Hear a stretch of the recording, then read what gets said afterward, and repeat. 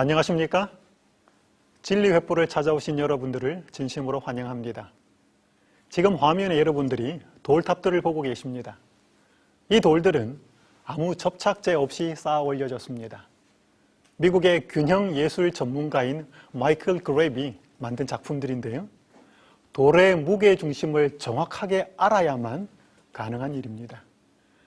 그리스도인의 신앙에 무게 중심이 있다면 그것은 바로 십자가입니다. 그런데 그리스도인이 마땅히 알아야 할 만큼 십자가의 의미를 잘 모르고 살아가고 있습니다. 저는 앞으로 8회에 걸쳐서 예수 그리스도께서 십자가 위에서 말씀하신 가상칠언을 중심으로 십자가의 의미를 살펴보고자 합니다. 여러분께서 계속해서 참여하신다면 십자가의 의미를 새롭게 깨닫게 되실 것입니다. 오늘은 그 일부 순서로 십자가와 용서란 제목으로 하나님의 말씀을 살펴보고자 합니다. 누가복음 23장 34절은 이렇게 말씀합니다. 이에 예수께서 가라사대 아버지여 저희를 사하여 주옵소서 자기 하는 것을 알지 못함이니이다 하시더라.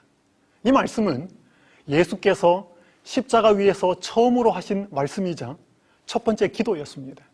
이 말씀은 예수님이 자신을 십자가에 못 박고 저주하던 원수들을 위해 용서를 탄원하신 기도였습니다. 예수님은 십자가 위에서 용서가 무엇인지를 보여주셨습니다. 몇 년 전에 만난 한 여대생이 있었습니다. 그녀는 서울 신촌에 있는 한 좋은 대학을 다니고 있었고 공부를 참 열심히 하던 학생이었습니다. 새벽 일찍 집을 나와 공부를 시작했고 밤늦게 집으로 돌아갔습니다. 늦은 시간까지 공부를 하다 말이죠. 하루는 제가 왜 그렇게 집을 일찍 나오고 왜 그렇게 늦게 들어가는지를 물었습니다. 그랬더니 그녀에게서 돌아온 대답은 충격적이었습니다. 제가 아침 일찍 집을 나오는 것은 엄마가 일어나기 전에 나오기 위해서이고 밤늦게 들어가는 것은 엄마가 자고 있을 때 들어가기 위해서입니다. 그녀가 그토록 부지런하게 살았던 이유가 미워하는 엄마와 얼굴을 마주치지 않기 위해서였습니다. 많은 사람의 마음에 미움이 있습니다. 하나님 없는 세상 사람들만 사람을 미워하는 것이 아닙니다. 교회를 다니고 있는 신자들의 마음에도 미움이 있습니다. 마치 가인이 아벨을 미워했던 것처럼 사울이 다윗을 미워했던 것처럼 말입니다. 요한일서 3장 15절은 이렇게 말씀합니다. 그 형제를 미워하는 자마다 살인하는 자니 살인하는 자마다 영생이 그 속에 거하지 아니하는 것을 너희가 아는 바라. 성경은 사람이 누구를 미워하면 영생이 없다고 말씀합니다. 따라서 이 미움의 문제는 윤리적이고 도덕적인 문제가 아니라 영생과 관련된 대단히 중요한 영적인 문제라는 사실입니다. 사랑과 미움에는 몇 가지 공통점이 있습니다. 그 첫 번째로 잘한다는 것입니다. 사랑하는 사람을 자꾸 생각하면 사랑이 커지듯이 미워하는 사람도 마음에 자꾸 생각하면 그 미움이 커지게 되어 있습니다. 둘째는 표현한다는 것입니다. 사랑하는 마음은 상대에게 반드시 표현이 됩니다. 미움도 폭력이나 혹은 싫은 소리나 상대방을 무시하는 것 등으로 나타나게 되어 있습니다. 셋째는 마음에서 지우기가 너무나 어렵다는 것입니다. 자신의 사랑이 받아들여지지 않을 때 극단적인 선택을 하는 사람도 종종 있습니다. 그만큼 마음에서 사랑을 지우기가 어렵기 때문입니다. 미움도 마찬가지입니다. 마음에서 미움을 없애려고 하면 정말로 고통스럽습니다. 그래서 이 미움의 문제를 해결하기 위해서는 사람의 본성 그 이상의 힘이 필요됩니다. 2009년 12월 18일 미국의 제임스 베인이라고 하는 54세의 남자가 35년간의 억울한 옥살이를 하고 풀려났습니다. 여러분 35일이 아니었습니다. 35개월도 아니었습니다. 무려 35년 동안 그는 억울한 옥살이를 하게 되었습니다. 그가 19살이던 1974년 9살 난 소년을 유괴해서 성폭행한 혐의로 그는 종신형을 선고받았습니다. 그는 자신의 무죄를 주장했지만 그의 범죄를 주장하는 증인이 나타났습니다. 급기야 그는 DNA 검사를 요청하게 되었지만 번번이 그 요청이 묵살되었습니다. 그러다가 2009년 12월 그의 요청이 마침내 받아들여졌고 검사를 해보았더니 그가 범인이 아니란 사실이 밝혀졌습니다. 35년간 억울하게 옥살이를 했으니 이 세상과 사람들이 얼마나 원망스러웠겠습니까? 그런데 그가 석방되면서 인터뷰 도중에 이런 말을 했습니다. 나는 분노하지 않습니다. 내게 하나님이 있기 때문입니다. 35년간 억울한 옥살이를 한 후에도 분노하지 않는다는 것은 그의 마음에 명백히 하나님께서 살고 있었다는 증거입니다. 성경에는 이런 용서의 이야기가 여러 곳에 기록되어 있습니다. 요셉은 자신을 노예로 판 형들에게 자기를 애굽에 보낸 것은 형들이 아니라 하나님이라고 고백했습니다. 다윗은 자기를 죽이려고 추격하던 사울에게 복수는커녕 그의 옷자락을 베고도 죄책감에 빠졌습니다. 스데반은 자신을 돌로 치던 사람들을 위해 용서의 기도를 올리며 죽어갔습니다. 이 모두 다 그들의 마음을 예수님께서 온전히 지배하셨기 때문입니다. 그리스도인으로 산다는 것은 세상에서 도덕적으로 꽤 수준 높은 삶을 산다는 의미가 아닙니다. 그리스도인으로 산다는 것은 세상 사람들과는 전혀 다른 새로운 차원의 삶을 산다는 것을 의미합니다. 여러분, 어떻게 그런 일이 가능할까요? 우리가 용서할 줄 알고 사랑할 줄 알기 위해서 우리는 다시 십자가로 가야 합니다. 예수께서 아버지여 저희를 사하여 주옵소서 자기 하는 것을 알지 못함이니이다라고 기도하셨습니다. 그때 예수님께서 언급하신 저희가 과연 누구를 의미할까요? 예수님을 십자가에 못 박았던 로마 군인들이었을까요? 맞습니다. 예수님을 저주하고 조롱했던 유대 군중들이었을까요? 그들도 맞습니다. 예수님을 죽이는데 주도적인 역할을 했던 종교 지도자들이었을까요? 물론 그들도 포함됩니다. 그러나 예수님께서 이때 언급하신 저희는 당시 십자가 아래에 있던 그 사람들 이상을 의미합니다. Master of Love라는 책에 이런 말씀이 기록되어 있습니다. 그리스도께서 원수들을 위하여 드리신 그 기도는 온 세계를 포함한다. 그것은 이 세상이 시작한 때로부터 끝날 때까지 이 땅에 살았거나 앞으로 살게 될 모든 죄인을 포함한다. 모든 사람에게 하나님의 아들을 십자가에 못 박은 죄가 놓여 있다. 예수님께서 언급하신 저희는 아담으로부터 시작해 과거에 태어났던 모든 사람들, 현재에 살고 있는 모든 사람들, 미래에 태어나게 될 모든 사람들을 가리킵니다. 예수님을 십자가에서 죽게 한 그 책임은 우리 모두에게 놓여 있습니다. 한 사람도 예외가 없습니다. 그러나 여러분, 오해하지 마시기 바랍니다. 하나님은 우리에게 예수님을 죽인 책임을 묻지 않으십니다.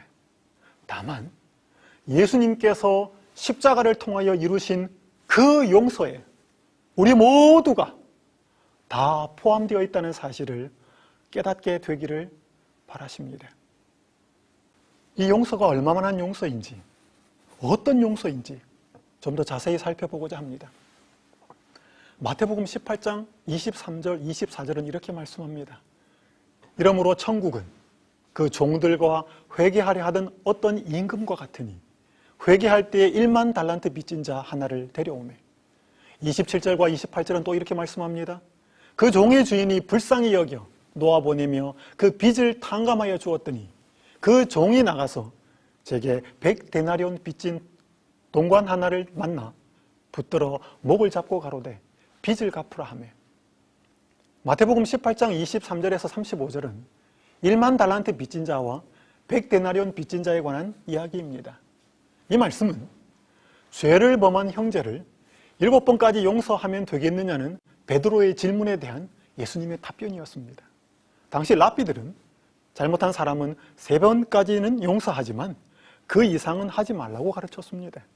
그런 배경 속에 베드로의 이 7번은 대단한 용서였습니다. 그런데 예수님은 그 베드로를 칭찬하시는 대신에 7번뿐 아니라 70번씩 7번이라도 용서하라고 말씀하셨습니다. 그리고 이어서 이 두 빚진 자에 관한 말씀을 주셨습니다. 1만 달란트의 빚을 탕감받은 신하가 자기에게 100데나리온의 빚을 진 자를 목을 틀어쥐고 갚으라고 독촉했던 그 이유가 무엇이었을까요? 여러분, 혹 빚으로 고생해 본 적 있으십니까?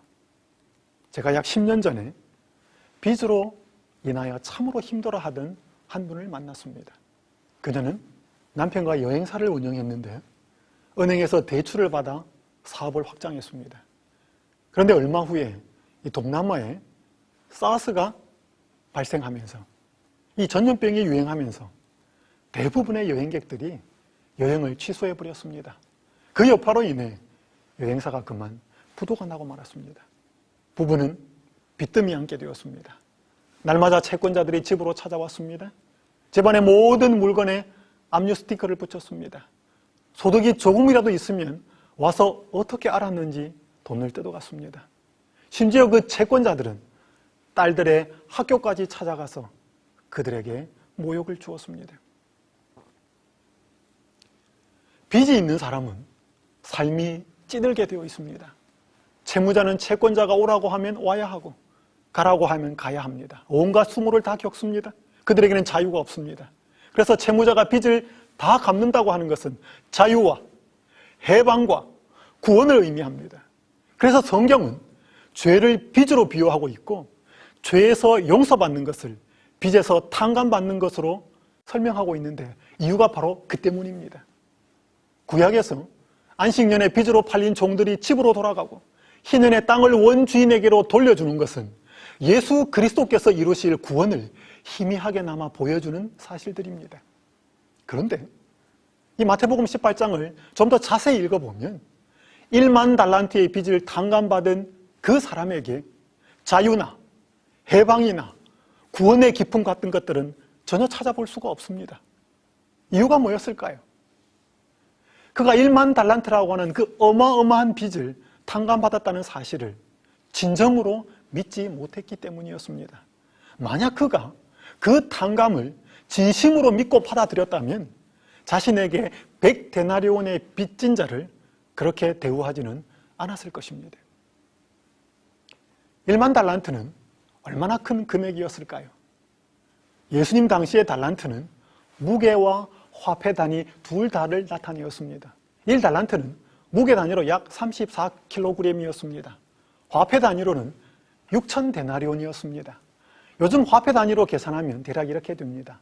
1달란트는 6,000데나리온입니다. 마태복음 20장 2절에 보면 1데나리온은 하루 노동자의 품삯이었습니다. 그래서 이것을 지금으로 환산하면 약 20년 동안의 연봉이 됩니다. 1년 연봉을 한 3천만 원으로 좀 잡아보겠습니다. 그렇게 되면 1달란트는 6억이 됩니다. 따라서 1만 달란트는 동그라미가 4개가 붙기 때문에 6만억, 즉 6조가 됩니다. 2014년에 세계 최고의 부자는 빌 게이츠입니다. 그의 재산이 80조가 넘는데 대부분 주식과 관련된 돈입니다. 이 조 단위의 돈은 한 사람이 일평생 노동을 해서 일해서 벌 수 있는 돈이 아닙니다.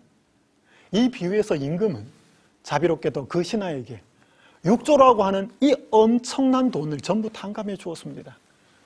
그런데 이 6조를 탕감받은 그 신하가 자신에게 100데나리온, 약 1,000만 원쯤 됩니다. 그 1,000만 원쯤 빚진 자의 목을 틀어쥐고 돈을 갚으라고 했습니다. 그가 6조를 탕감받은 사실을 진심으로 믿었다면, 그래서 황홀한 감격과 기쁨과 해방이 있었다면 과연 그가 그렇게 했을까요? 좀 더 쉽게 이해하기 위해서 여러분, 이 화폐 단위에서 동그라미 3개씩만 좀 떼어보겠습니다. 그러면 6조는 60억이 됩니다. 1000만 원은 10,000원이 되죠. 여러분, 60억의 빚을 탕감받은 사람이 자기에게 단돈 10,000원 빚진 자에게 돈을 갚으라고 목을 틀어준다?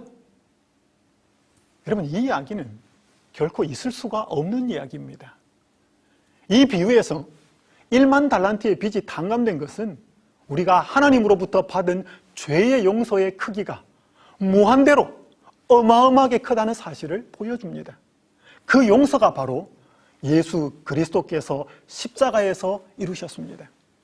반면에 우리가 잘못한 사람의 아무리 큰 죄, 그것을 용서해 줄지라도 그것은 100데나리온에 지나지 않는다는 것을 보여주고 있는 말씀입니다. 우리가 만약 타인의 잘못을 얼마나 용서해 줘야 하는지 베드로처럼 계산을 하고 있다면 설사 그것이 남들은 할 수 없는 7번까지라도 할지라도 그것은 예수님께서 우리를 위해 이루신 십자가의 용서를 체험하지 못했다는 것을 의미합니다. 그 용서를, 그 어마어마한 용서를 참으로 우리가 확신했다면 우리는 예수님께서 용서하신 것처럼 용서할 수 있게 됩니다. 이것은 어금니를 깨물고 노력해서 하는 용서가 아니라 저절로 되는 용서입니다. 1만 달란트의 빚을 탕감받은 사람이 100데나리온은 쉽게 탕감해 줄 수 있다는 뜻입니다. 이것이 바로 예수님이 70번씩 7번이라도 용서하라는 말씀의 의미였습니다. 미국의 아동 문학가였던 이 폴 빌라드가 이해의 선물이라고 하는 단편 소설을 썼습니다. 내용이 이렇습니다. 한 부부가 관상어 가게를 하고 있었습니다. 어느 날 어린 남매가 와서 관상어 몇 마리를 골랐습니다. 그 중에 여자아이가 이 주인의 손에 돈을 올려놓았습니다. 그러나 그 돈은 물고기 값에 턱없이 모자란 돈이었습니다. 그 남편이 그 남매를 물끄러미 쳐다보자 아이들은 뭔가 걱정스럽게 물었습니다. 왜요? 좀 모자라나요? 아니, 좀 남아. 그 주인은 그렇게 말하면서 거스름돈과 함께 물고기를 포장해 주었습니다. 신이 나서 돌아가는 아이들을 보면서 옆에 있던 아내가 남편에게 물었습니다. 왜 장사를 그렇게 하십니까? 그러자 그는 자신이 어린 시절에 겪었던 한 이야기를 들려주었습니다. 그는 어릴 때 엄마와 함께 한 사탕 가게에 자주 갔었습니다. 그런데 하루는 엄마 없이 혼자 사탕을 사러 가게 되었습니다. 사탕 여러 개를 고르고 주인 할아버지의 손에 그는 버짓이 6개를 올려놓았습니다. 그 무렵 그 꼬마 아이는 돈에 대해서 전혀 알지 못했고 엄마가 할아버지에게 뭔가를 주면 물건을 갖고 오는 줄 알았습니다. 그때 주인 할아버지는 한숨을 쉬면서 그를 쳐다보았습니다. 그가 좀 이상한 기분이 들었는지 왜요? 좀 모자라요? 라고 물었습니다. 그때 할아버지는 아니, 좀 남아. 그렇게 말씀하시면서 그에게 거스름돈과 함께 사탕을 예쁘게 포장해 주었습니다. 그날 그 남자는 두 꼬마 아이를 보면서 그때 그 할아버지가 생각이 났습니다. 여러분, 관상어 가게 그 주인이 그 어린 남매에게 그런 자비를 베푸는 것이 쉬웠을까요? 어려웠을까요? 그가 어릴 때 할아버지로부터 그런 자비로운 대접을 받았기 때문에 그렇게 하는 것은 별로 힘들지 않았습니다. 그러나 만약에 그가 그런 대접을 받지 못했다면 그 두 꼬마 아이를 그렇게 대하기는 너무나 힘들었을 것입니다. 사람은 사랑받을 때 사랑할 수 있고 용서받을 때 용서할 수 있습니다. 우리가 우리에게 잘못한 사람을 용서하지 못하는 것은 즉 우리에게 100데나리온의 빚진 자를 추궁하고 큰 소리를 치는 것은 그 사람의 빚, 즉 그 사람의 잘못이 크다기보다는 우리가 1만 달란트의 탕감, 즉 하나님께서 우리를 위해 베푸신 용서를 우리가 감격적으로 체험하지 못하고 있다는 의미입니다. 따라서 잘못한 사람을 용서하느냐, 용서하지 못하느냐는 것은 잘못한 그 당사자와 풀어야 할 문제라기보다는 하나님과 풀어야 할 영적인 문제입니다. 고린도전서 1장 18절은 이렇게 말씀합니다. 십자가의 도가 멸망하는 자들에게는 미련한 것이요 구원을 얻는 우리에게는 하나님의 능력이라. 여러분, 십자가는 하나님의 능력이라고 말씀합니다. 여러분, 십자가가 믿는 신자에게 무슨 능력이 될까요? 오늘 그 첫 번째로 용서할 수 없는 사람을 용서할 수 있게 하는 능력이 된다는 사실입니다. 진정한 용서는 우리가 십자가에서 받은 용서를 성령께서 깨닫게 하실 때 우리 마음에서 맺혀지게 되는 열매라고 하는 사실을 기억해야 합니다. 그래서 마태복음 5장 23절, 24절은 이렇게 말씀합니다. 그러므로 예물을 제단에 드리다가 거기서 내 형제에게 원망 들을 만한 일이 있는 줄 생각나거든 예물을 제단 앞에 두고 먼저 가서 형제와 화목하고 그 후에 와서 예물을 드리라. 성경은 하나님을 믿는 자에게 형제와 화목할 것을 말씀하고 있습니다. 용서에 관한 세상의 법칙은 잘못을 더 많이 한 사람이 적게 한 사람에게 용서를 구합니다.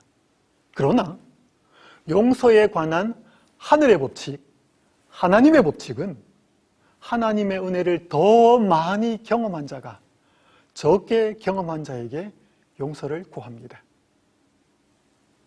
제가 한 번은 어떤 사람을 많이 미워해서 참 힘이 들었습니다.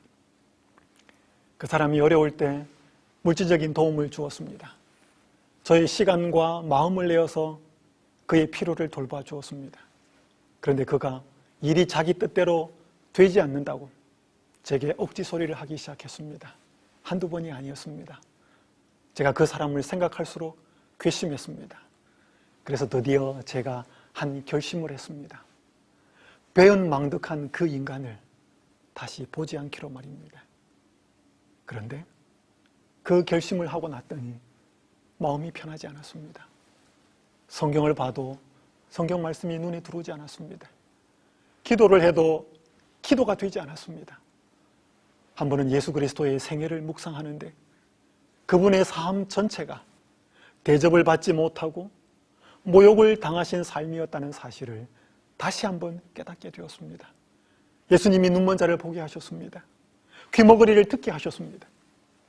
벙어리를 말하게 하셨고 배고픈 자를 먹이셨습니다. 언제나 그분은 슬퍼하는 자를 위로하시고 동정하셨지만 그분은 사람들에게 배신과 내어 쫓김을 당하셨습니다. 제가 예수님을 안다고 생각했지만 저는 대접을 받기 원했습니다. 아니, 대접은 못 받더라도 무시는 당하고 싶지 않았습니다. 그런데 예수님을 바라보았더니, 예수님의 십자가를 바라보았더니 제가 무엇을 잘못하고 있는지를 깨닫게 되었습니다. 그래서 저는 예수님께 저의 죄를 고백하였고 회개한 후에 그 사람과 화해를 하게 되었습니다. 제가 화해를 하게 된 것은 제 결심으로 한 것이 아니라 하나님께서 주신 은혜를 기억하며 이루어진 화해였습니다. 히브리서 12장 3절은 이렇게 말씀합니다. 너희가 피곤하여 낙심치 않기 위하여 죄인들의 이같이 자기에게 거역한 일을 참으신 자를 생각하라. 십자가는 우리의 죄가 얼마나 큰지 보여줍니다. 이것은 제가 4부에서 좀 더 자세하게 말씀드리겠습니다. 십자가는 우리의 큰 죄가 어떻게 용서받았는지를 보여주고 있습니다. 우리가 우리에게 잘못한 사람을 용서하는 비결은 그들이 우리에게 한 일을 생각하는 것이 아니라 예수께서 우리를 위해 십자가에서 하신 일을 기억하는 것입니다. 우리가 용서할 수 있기 위해서는 우리 힘이 아니라 다시 예수 그리스도의 힘을 의지하기 위해서 십자가로 가야 합니다. 사랑하는 진리횃불 가족 여러분, 우리가 그리스도인이라고 하는 이름은 가지고 살지만 그리스도처럼 용서를 하며 사는지요? 우리가 베드로처럼 꽤 많은 용서, 꽤 선한 삶을 산다는 생각으로 여전히 용서와 사랑을 얼마만큼 해야 할지를 계산하고 저울질하고 있지는 않는지요? 우리가 용서하기 힘들 때마다 우리 자신이 1만 달란트의 빚을 탕감받은 자, 즉 예수 그리스도의 십자가를 통하여 예수님의 십자가를 묵상함으로 우리가 십자가에서 우리가 어마어마한 죄가 용서받았다라고 하는 사실을 먼저 기억하는 것이 중요합니다. 그 용서가 우리의 생각 속에 잊혀지지 않을 때, 우리의 마음속에 생생하게 감동되기까지 살아있을 때, 그때 우리는 십자가가 우리에게 진정한 용서를 이루어가는 영역이 되는 것을 경험하게 됩니다. 그때 우리는 우리에게 100데나리온의 빚을 진 자, 우리에게 아무리 잘못했다 할지라도 그 잘못한 사람을 힘들이지 않고 마음에서 우러나오는 진심의 용서를 하게 됩니다. 그런 용서의 능력이 진리횃불 가족들의 마음에 생생하게 자리 잡게 되시기를 간절히 바랍니다. 오늘 이 말씀을 들으시고 이 용서와 이 사랑에 관한 자료가 좀 더 필요하시거나 설교 원고가 필요하신 분들은 진리횃불로 연락을 주시기 바랍니다. 다음 시간에는 십자가와 구원이라고 하는 제목으로 말씀을 나누도록 하겠습니다. 다음 시간에 꼭 다시 뵙도록 하겠습니다. 안녕히 계십시오. 감사합니다.